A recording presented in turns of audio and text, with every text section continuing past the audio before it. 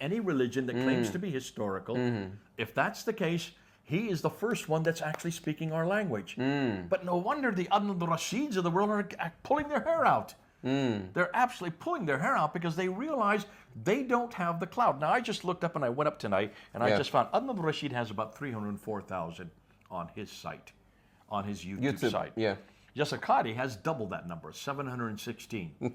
I would not be surprised if Yasir Qadhi's YouTube gets larger and larger and soon pass 1 million.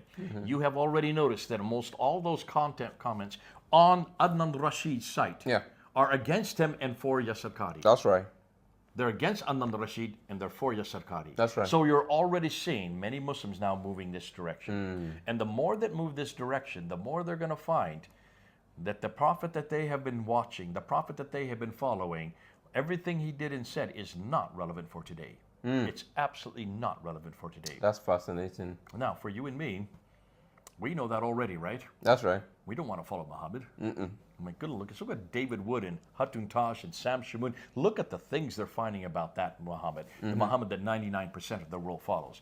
It is just hopeless. It's completely irrelevant for today. Yasir Qadhi knows that. Adnan Rashid does not.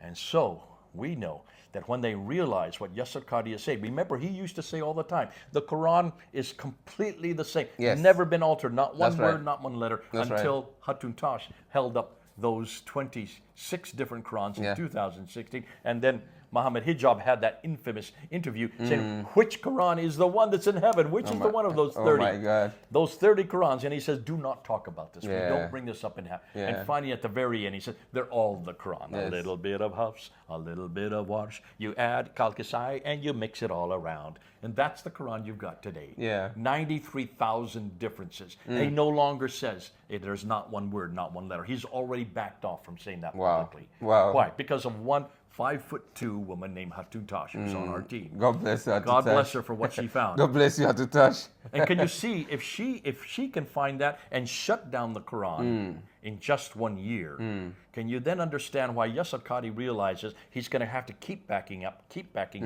Now he's already admitting that all of the West discredits everything they have been saying about the Prophet Muhammad, what he did and what he said. And that's fascinating. For him to